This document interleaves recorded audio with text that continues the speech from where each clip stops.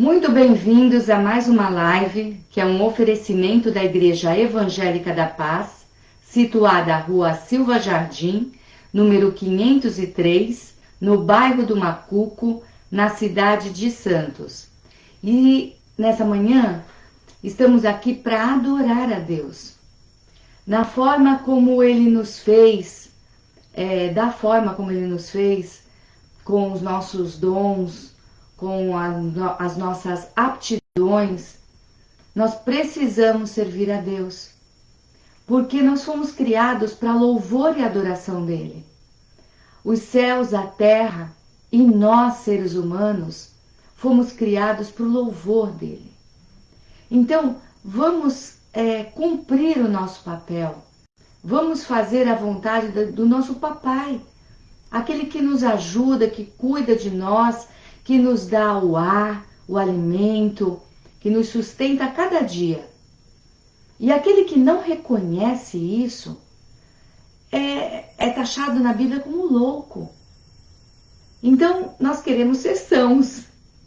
Então, vamos fazer o que é certo, o que é correto, e vamos adorar a Deus, porque é isso que Ele espera de nós. Então, nesse momento, se você está ocupado, não pode fechar seus olhos, eleve seus pensamentos a Deus e vamos, em primeiro lugar, falar com Ele. Pai amado, Pai querido, Pai santo, Pai bendito, Deus eterno, aquele que fez todas as coisas e que nos amou tanto, que nos resgatou para estar junto dele, porque quer estar conosco o tempo todo. Muito obrigada, Senhor.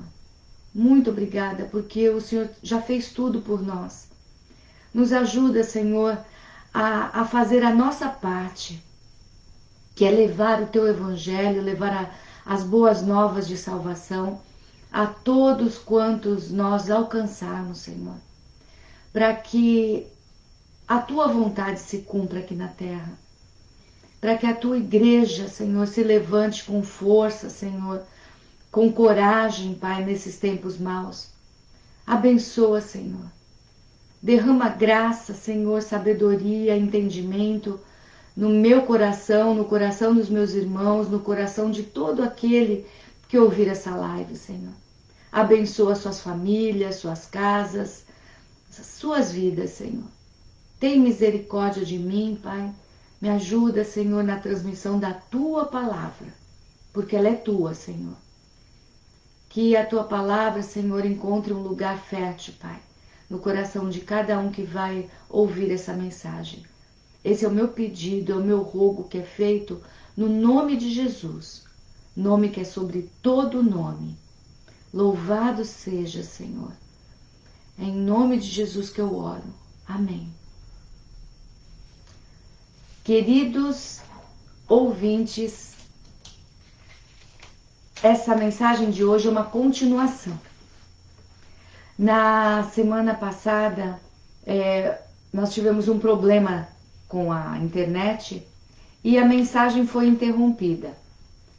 Mas eu creio que Deus tem um propósito para todas as coisas.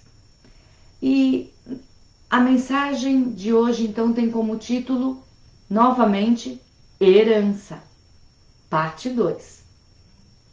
E, como eu já havia falado, vou fazer um pequeno resumo, herança é aquilo que nós recebemos de alguém que faleceu. Você não trabalhou por aquilo, você apenas recebe. Alguém fez esforço, dedicou-se, trabalhou, conquistou e deixou para você.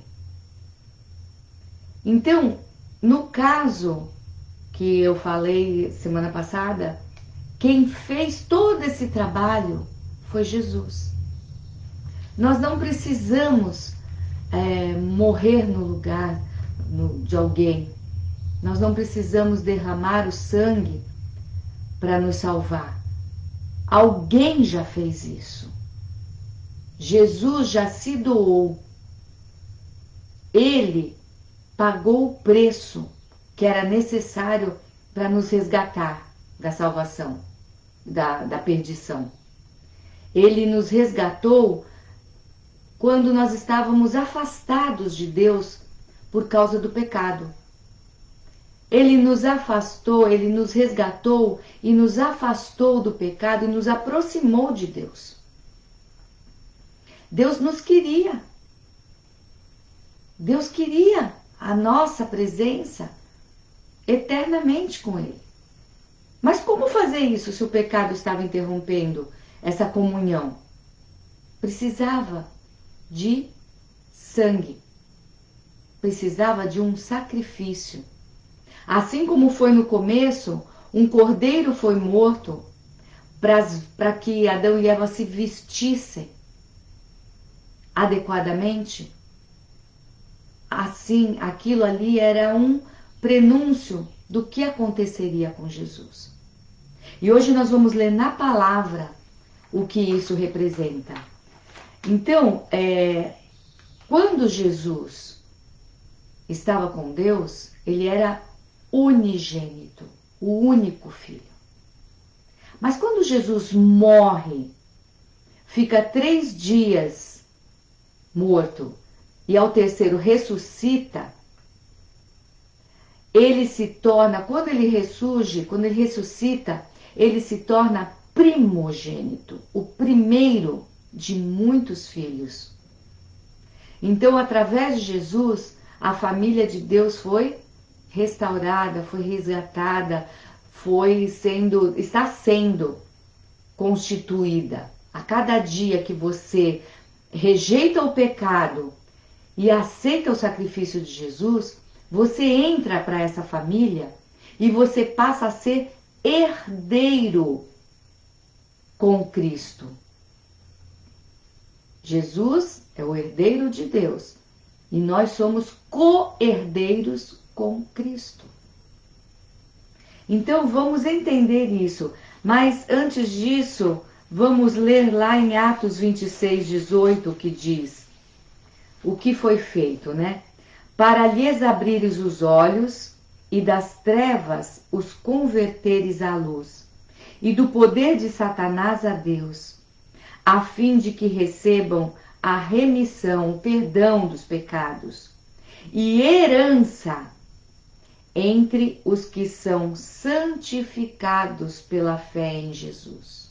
Em mim aqui, Jesus falando. Que são santificados pela fé. A fé ela vai nos adequando a estarmos com vestes decentes. O sangue de Jesus nos cobre. Deus já não vê o pecado, vê a remissão, o perdão dos nossos pecados. Foi pago um preço por nós. Agora vamos ler lá em Hebreus 9, de 11 a 28. É um texto bem longo e eu vou ler com bastante calma e vamos entender. Mas vindo Cristo, o sumo sacerdote dos bens futuros, por um maior e mais perfeito tabernáculo, não feito por mãos de homem, isto é, não desta criação, nem por sangue de bodes e bezerros, mas por seu próprio sangue. Entrou uma vez no santuário, havendo efetuado uma eterna, para sempre, redenção. Porque, se o sangue dos touros e bodes e a cinza de uma novilha aspergida, espalhada sobre os imundos, os santifica, quanto à purificação da carne, quanto mais o sangue de Cristo, que pelo Espírito Eterno se ofereceu a si mesmo, imaculado, sem pecado, a Deus, purificará as vossas consciências das obras mortas, para servirdes ao Deus vivo? É por isso, e por isso é mediador, intermediário de um novo testamento, para que, intervindo a morte, para remissão, para perdão das transgressões que havia debaixo do primeiro testamento, que eram as leis que foram dadas a Moisés, os chamados recebam a promessa da herança eterna. Para que os chamados recebam a promessa da herança eterna, uma herança para sempre. Porque onde há testamento, é necessário que intervenha a morte do testador. Porque um testamento tem força onde houve morte. Ou terá ele algum valor enquanto o testador vive? Por isso também, o primeiro não foi consagrado sem sangue. Porque, havendo Moisés anunciado a todo o povo todos os mandamentos, segundo a lei, tomou o sangue dos bezerros e dos bodes, com água, lã purpúrea e hisopo, e aspergiu tanto o mesmo livro como todo o povo, dizendo: Este é o sangue do testamento que Deus vos tem mandado. E semelhantemente aspergiu com sangue o tabernáculo e todos os vasos do ministério. E quase todas as coisas, segundo a lei, se purificam com sangue. E sem derramamento de sangue não há remissão, De sorte que era bem necessário que as figuras das coisas que estão no céu assim se purificassem.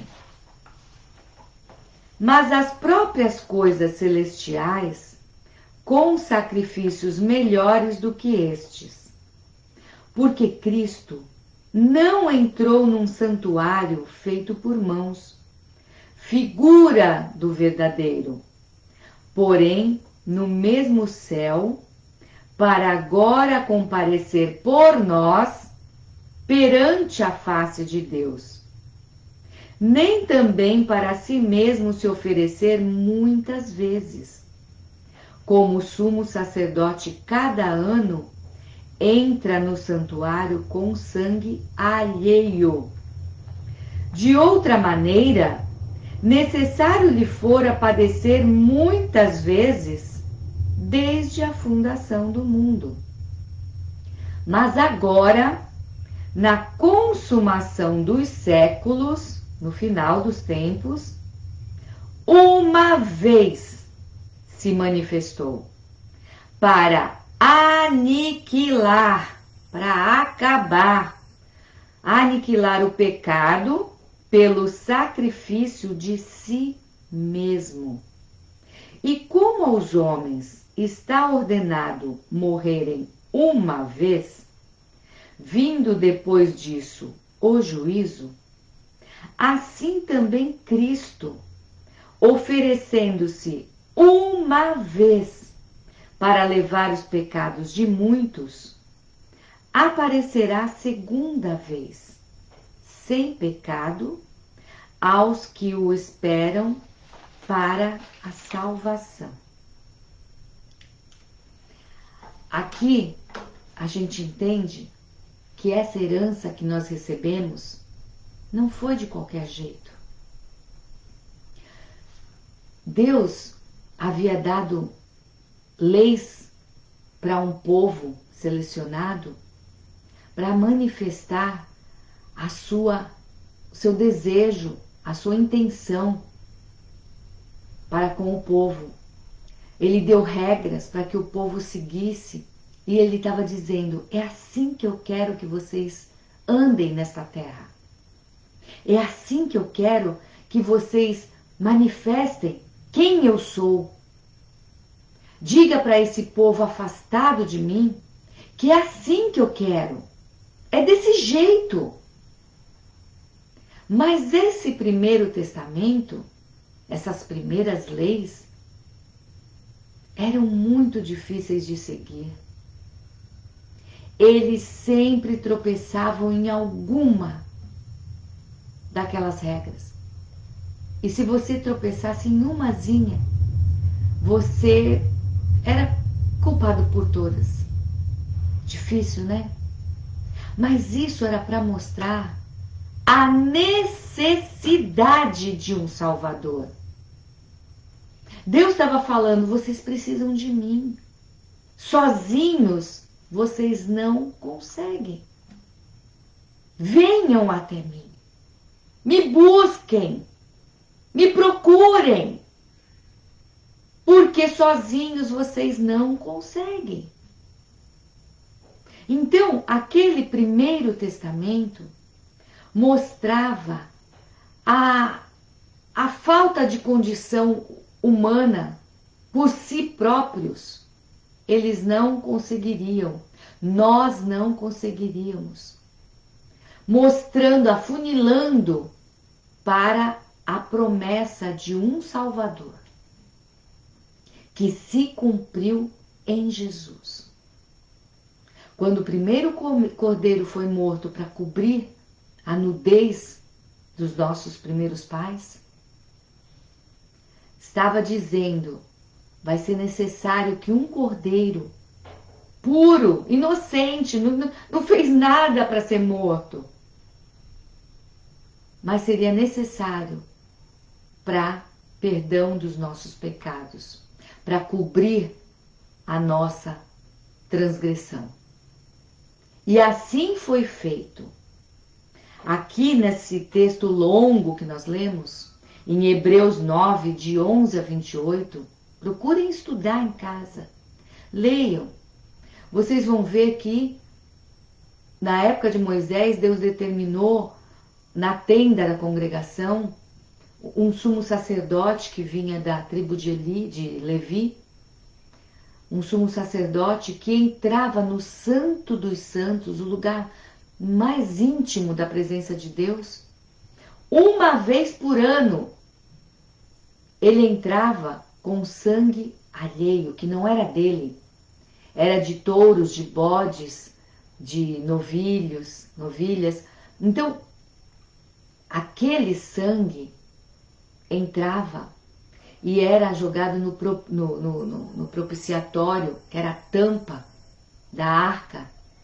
E Deus do céu, lá do céu, quando olhava para aquela arca, não via os pecados, via o sangue. Lá dentro, coisas que representavam o homem. A própria arca era feita de madeira de acácia, uma madeira difícil de ser trabalhada, cheia de nós, representando a nossa natureza humana, recoberta por ouro, representando a presença de Deus. Então ali, tudo que Deus deu para aquele povo, que era o modelo para a terra, manifestava o que haveria de acontecer.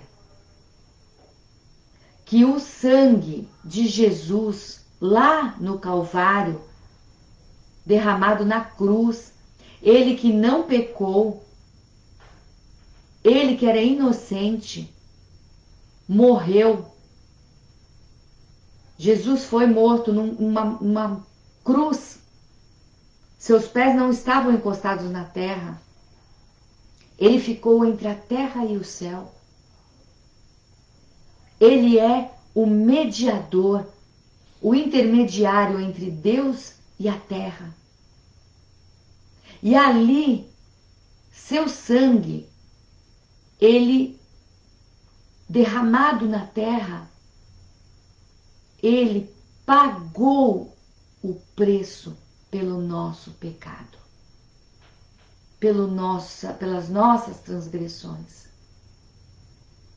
E agora nós temos consciência de que a gente depende desse Jesus que ressuscitou ao terceiro dia, que se manifestou.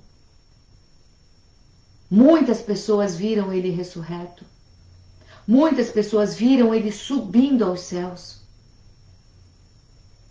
E ele prometeu que voltaria. A igreja de Jesus, sua noiva, que foi comprada por um preço muito alto, ele pagou com a sua própria vida, com seu sangue. Sem sangue não há remissão de pecados. Sem sangue não há perdão de pecados. Todos aqueles sacrifícios que eram feitos estavam apontando para o sacrifício de Jesus, que foi feito uma única vez. Não precisa repetição. Foi completo. Um único sacrifício foi necessário para que nós tivéssemos perdão dos nossos pecados em Cristo. Se você não aceita, você continua nos seus pecados. Não existe perdão. Agora, quando você aceita Jesus, o sangue dele vai te cobrir. Deus não vai enxergar quem você é. Vai enxergar o sangue de Jesus sobre a sua vida. Só que Jesus, quando subiu aos céus, ele prometeu que viria o ajudador, o Espírito Santo. E todo aquele que aceita o sacrifício de Jesus recebe esse Espírito Santo dentro. O Espírito Santo que ia e voltava, vinha e voltava para os céus no passado, passou a ter uma residência na terra, que é a nossa vida. Ele passa a morar dentro de nós. E ali você vai recebendo a santificação. É um processo, algo que vai sendo produzido dentro de você e onde você vai se melhorando a cada dia. Porque Jesus está esperando uma noiva santificada, uma noiva limpa e pura. Mas para que ela se torne assim, o Espírito Santo precisa atuar. Você não pode abafar a ação do Espírito Santo. Você precisa permitir que ele trabalhe dentro de você. Que ele tenha acesso livre para ir te corrigindo, te purificando, te ajudando. Você entende isso? Você entende que tudo vem de Deus e tudo é para Deus? Ele fez tudo por você. No passado, ele deu leis para serem seguidas, que apontavam para a necessidade de você estar sempre buscando a presença dele para ele te ajudar. Depois vem Jesus, o sacrifício perfeito e único.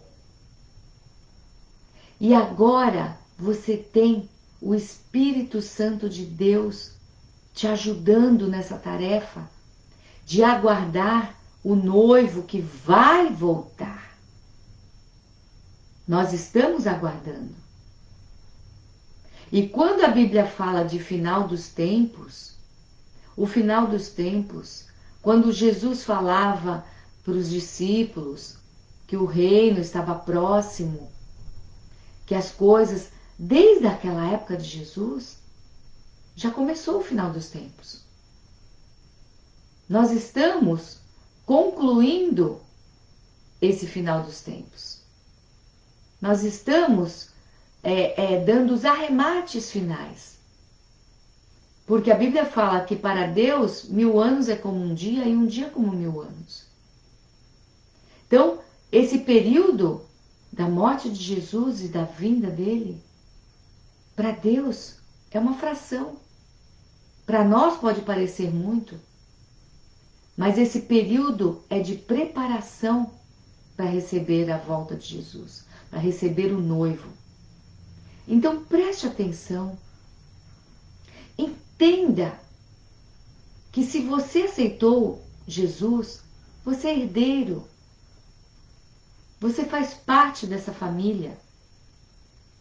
O compromisso assumido no noivado era como se fosse um compromisso de casamento. Haviam documentos assinados. Você tinha uma noiva, era como uma esposa. Ela tinha rigores da lei sobre ela. Ela tinha que estar cumprindo o seu noivado, se preparando para o noivo, tendo uma vida correta, aguardando as bodas que viriam. Então, você entenda que quando você assume esse compromisso, é algo muito sério. Não é para você ficar brincando de ser noiva de Cristo. Não é para você ficar brincando de ser cristão, achando que é qualquer situação. Você tem um compromisso. Então, quando você se sentir desanimado, cansado, lembre-se que você não está por sentimentos apenas. Existe uma aliança, um compromisso. Então, deixe de lado esse desânimo e foque na responsabilidade da noiva. Quando você sentir o desânimo, venha para a palavra e leia as promessas. Leia sobre as coisas que Deus quer que você saiba.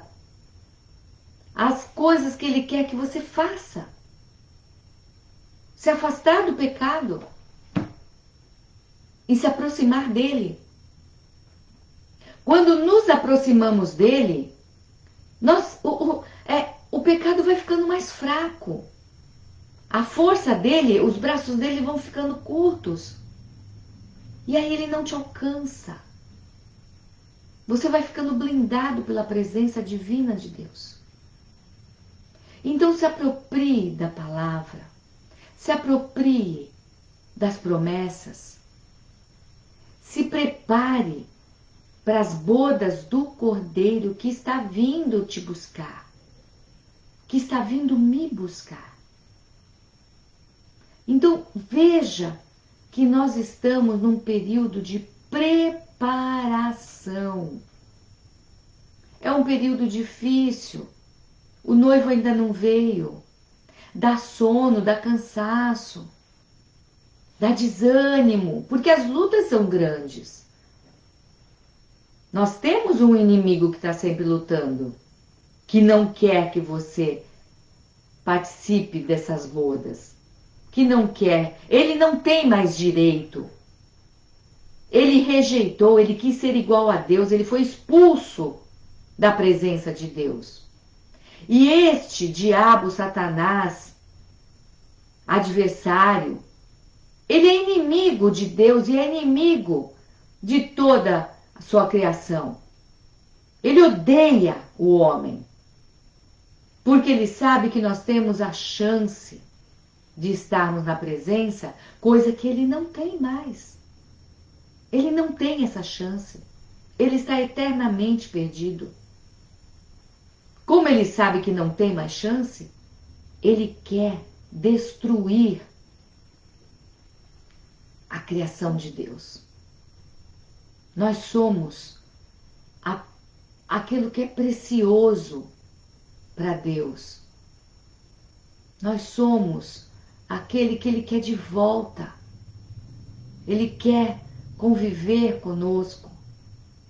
Então nós temos luta, sim. Mas não desanime. Lute, permaneça fiel. Porque aquele que for fiel até o final receberá uma coroa. receberá vestes limpas, receberá um corpo glorificado, sem dor, sem doença, sem envelhecimento, sem tantas coisas que nos debilitam, que nos prejudicam. Tenha consciência de quem você é em Deus. Você é um herdeiro. Você é aquele que vai receber tudo que está escrito aqui, neste livro, de bem, de coisa boa. Então, coloque-se diante de Deus, na posição de herdeiro, na posição daquele que vai receber, que já recebeu uma herança. Se você aceitou Jesus, você já é herdeiro. Só precisa se apropriar aqui na terra e completar a sua herança nos céus. Que Deus nos abençoe, que Deus nos ajude, nos dê força para entender que não são sentimentos, mas que é um compromisso assumido. A nossa aliança é muito mais forte do que sentimentos que vêm e vão. Que Deus te abençoe. Força, fé e foco. Nós vamos conseguir. Em nome de Jesus. Amém.